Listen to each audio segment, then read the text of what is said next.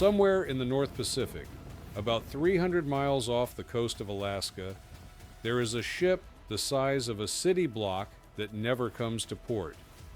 It floats in the same fishing grounds for months at a time, and by the time it finally docks, it has processed somewhere between 40 and 50 million pounds of fish. That is not a monthly number. That is per trip. The vessel is called a factory trawler, and almost nobody outside the commercial fishing industry knows it exists. But the fish you buy at the grocery store, the frozen fillets, and the fish sticks, and the pollock in your fast food sandwich, a huge percentage of it came through a ship like this. So what actually happens on board? To understand it, you have to start with the net. Factory trawlers drag what's called a mid-water trawl, a net that can stretch wide enough to swallow a dozen 747 jets at once. The opening alone is often over 100 feet tall. It's towed at depth, targeting schools of pollock or cod or hake, and when the net is full, the crew winches it up to the stern of the ship. A single haul can bring in 100 tons of fish. Some ships do multiple hauls per day.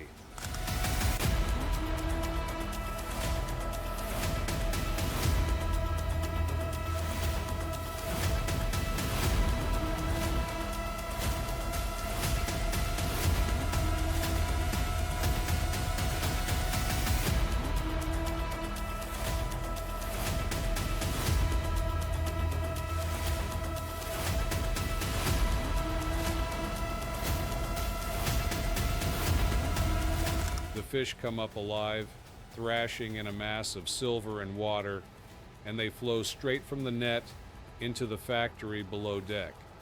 Not tomorrow, not after a break. The moment the catch lands, the processing line starts. This is where the factory part of factory trawler becomes very literal. Below the main deck, running the entire length of the ship, is a production floor that looks like a seafood processing plant, except it's moving through 20-foot swells. Workers in rubber aprons and rubber boots stand at conveyor belts that run 24 hours a day, in shifts, 7 days a week, for the entire duration of the trip. The fish come in one end, and the finished product comes out the other. For a pollock operation, the process goes roughly like this. The fish hits the header machine, which removes the head. Then it moves to the gutting line. Then the carcass gets filleted, either by machine or by hand, depending on the size of the fish. Then the fillets go to inspection, where workers trim bloodlines and remove bones. Then they're weighed, sorted by grade, flash frozen at minus 40 degrees, and packed into boxes. All of this happens within minutes of the fish leaving the water.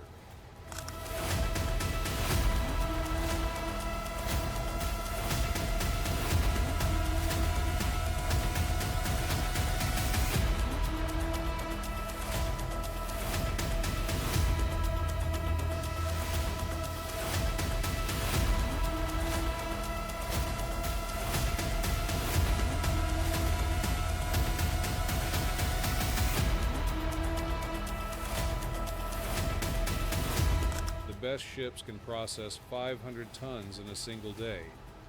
That is 1 million pounds, processed, frozen, and boxed before the next haul even comes up. And here is the thing about working on one of these ships that most people don't think about. You don't go home when the shift ends. You are home. The crew on a large factory trawler might be 130 people, and they live on the ship for the entire trip, which can last 3 to 5 months. They sleep below the processing floor, eat in a cafeteria that smells like fish around the clock, and work in conditions that the fishing industry itself acknowledges are among the most physically demanding on Earth. The United States Bureau of Labor Statistics has, for many years, listed commercial fishing as one of the most dangerous occupations in the country. The combination of heavy machinery, slick floors, rough seas, sleep deprivation, and cold creates an environment where small mistakes have severe consequences.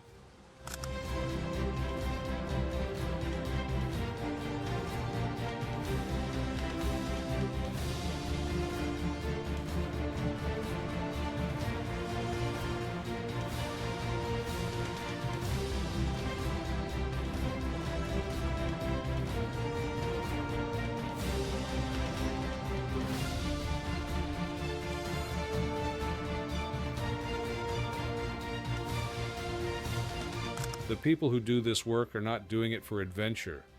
The pay is structured around production, meaning workers earn a share of the overall catch value, and a good trip on a productive ship can result in a paycheck that a lot of onshore jobs simply cannot match. But the trade-off is real, and the people who last in this industry tend to be deeply practical about what they're signing up for. If you find this kind of behind-the-scenes breakdown interesting, subscribe. We do deep dives like this every week. Now, back to the fish. One detail that surprises most people is how little of the catch actually goes to waste. On a modern factory trawler, the operation is designed to extract value from nearly every part of the animal. The fillets go into the human food supply. The heads, bones, and offal get processed into fish meal, which ends up in salmon farms and chicken feed. The liver oil gets extracted separately. Even the water used in processing gets filtered and reused. The economic pressure to maximize yield is significant enough that waste is treated as a cost problem to be engineered away. The environmental side of this is more complicated. Factory trawlers operate under strict catch limits set by fishery management councils and the major North Pacific fisheries, particularly the Alaskan pollock fishery, are considered among the best managed in the world. The total allowable catch is set annually based on stock surveys, and the fishing is closely monitored. Independent observers are required on vessels above a certain size. The fishery has been certified as sustainable by the Marine Stewardship Council for over 2 decades. That is not nothing. But sustainable management does not mean the ecosystem goes untouched. Bottom trawling, which is a different method than mid-water trawling, has well-documented effects on seafloor habitats. And even in well-managed fisheries, bycatch, meaning species caught unintentionally, remains a challenge. The industry has made progress on bycatch reduction technology, but it has not been eliminated.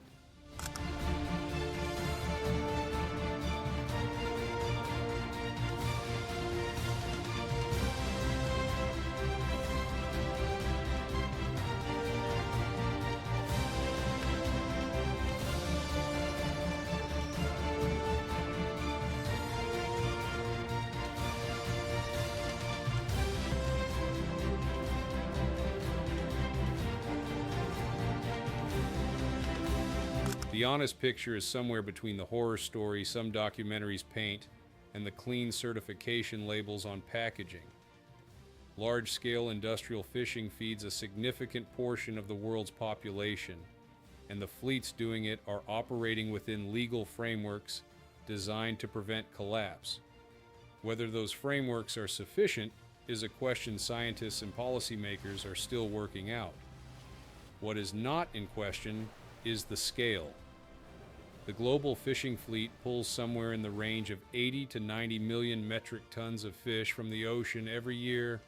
The factory trawlers are a relatively small number of vessels, but they account for a disproportionate share of that volume.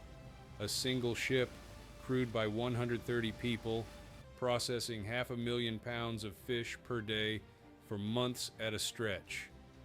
The next time you pick up a bag of frozen fish at the grocery store, there's a decent chance it came off a ship like that, processed at sea, boxed at -40, and shipped to a distribution center before most people ever thought to wonder where it came from. The operation runs whether or not anyone is watching. The net goes down again, the line starts moving, and somewhere in the North Pacific, the factory keeps going. There's another one on screen if you're not done yet.